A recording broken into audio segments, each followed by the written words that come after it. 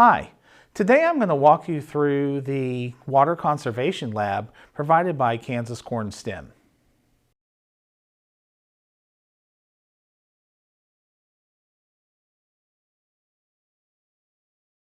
Hello, my name is Brian Nelson and I teach 7th grade science at Andover Central Middle School. And today I'm going to walk you through the water conservation lab provided to you by Kansas Corn STEM. The purpose of this activity is to talk about the issues surrounding water and water usage in the agriculture industry, especially here in Kansas, and what we can do even in our daily lives that can help conserve water, because we know water is such a precious resource that we need to use every single day. So what I like to do is start this lab with a little bit of conversation, talk about why water usage is such an important issue, and note to the students that not all of our water resources are evenly distributed, okay? And especially here in Kansas, water rights are very important topics, and we need to balance the use of water for agriculture and for our other uses such as manufacturing and in our daily lives. And so it's important that everybody in our communities do everything they can to help protect this really invaluable resource. Okay? In this lab, there are several materials. They're listed here on the screen. I'm not going to read them for you. All of these things are provided in the lab and ready to go. And some of the things that I want to do is have some conversations with the students.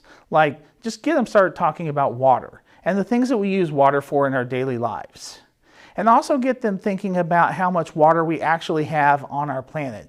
We live on what you would think would be a water world, but as we all know as educators, not all of this water on our planet is really available for human use. We can't use all of the water on our planet for agriculture or our daily lives or manufacturing, because so much of the water on our planet is in the oceans and has a lot of salt in it. So we really want to do a demonstration to start that lets the students know of all this water on our planet, how much of it is actually available for human use. So let's go ahead and start that demonstration now. All right. Right here in this graduated cylinder, I have 1,000 milliliters of water. And I tell the students that if I could take all of the water on the planet and shrink it down to where it fit inside this large container, and it measured to 1,000 milliliters exactly, we can distribute this water out and figure out how much water we actually get to use. All right. So the first thing I'm going to do is I'm going to pull off 28 milliliters of water. It's a little difficult with a large graduated cylinder, so just as a quick little teacher tip, it's easier if you pour it into a little bit smaller container first.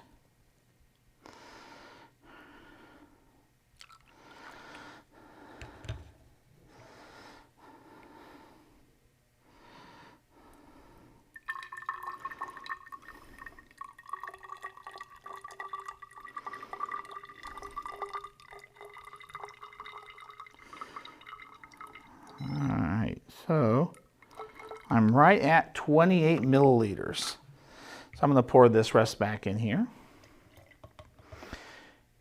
And what I'm going to share with the students is this 972 milliliters of water that is still in this large graduated cylinder represents the salt water that is in our oceans. For the most part, this is pretty much unavailable for human use. I think students might point out that we do have some plants that can remove salt water from water, and there are some cities that are trying to utilize this resource, but that's very expensive and takes a lot of energy to do so. Now, this 28 milliliters right here represents the fresh water on Earth. But is all of this available for our usage? Unfortunately not. So the next thing I'm going to do is I'm going to pour off 23 milliliters.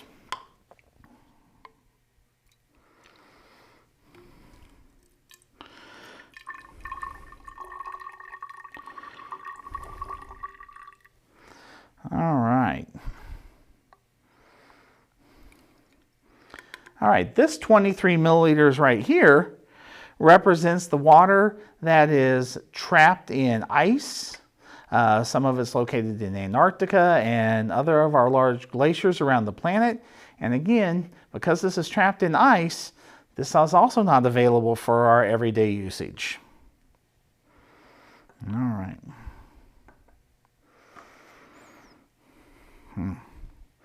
Of this 5 milliliters that are left, I'm going to pour off 4 more milliliters. All right. Okay. And this 4 milliliters of water right here represents the water that is in the ground. So this is our groundwater. And while we do pump some water out of our ground, again, this is not a readily available water source and takes a lot of money and energy to get that water out of the ground. All right. Should have about 1 milliliter of water left. And of this 1 milliliter of water that's left, about a third of that water is actually in the atmosphere and not available for use. Okay? All right. So we're down to some mere drops here. All right.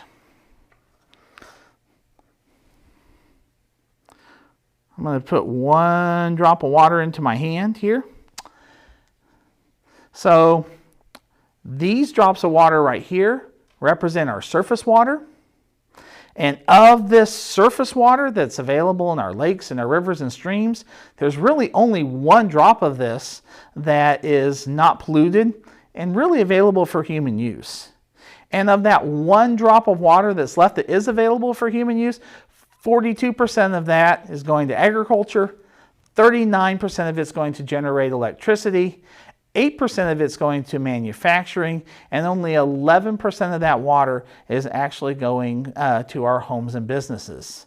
So you can see that from all the water that we do have on the planet, only a very, very, very small amount is actually available for agriculture and use in our communities.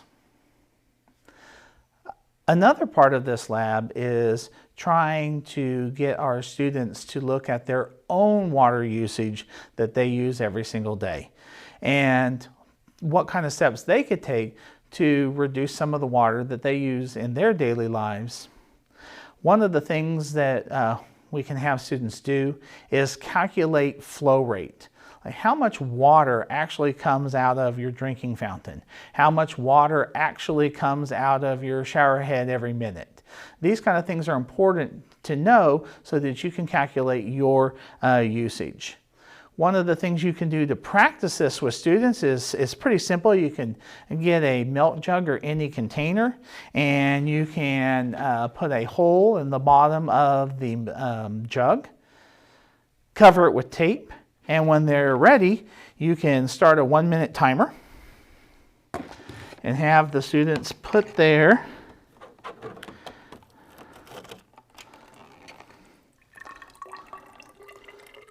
jug over their graduated cylinder.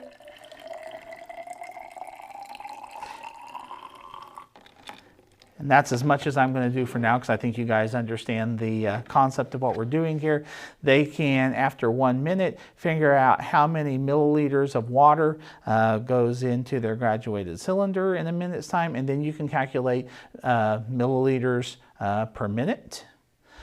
What I like to do is I like to vary the sizes of the holes in the milk jug and have them around the room. So as they rotate around the room, they get different flow rates that they can use to calculate it. Another thing that they can do once they're good at calculating flow rate and they understand that concept, you can use other containers to go turn on your sinks, your faucets, your water fountains around the school. and they can take some timers out and go figure out how many milliliters of water are coming out of their sinks, their other faucets, and water fountains around the school, so they can start figuring out how much water they're using on a daily basis. They can repeat this process at home and figure out how much water comes out of their shower heads or the nozzle for their bathtub or even their bathroom sink. All of this is to just get them to have an understanding of how much water we're using on a daily basis, and they can come back as a class and report and talk about these different things.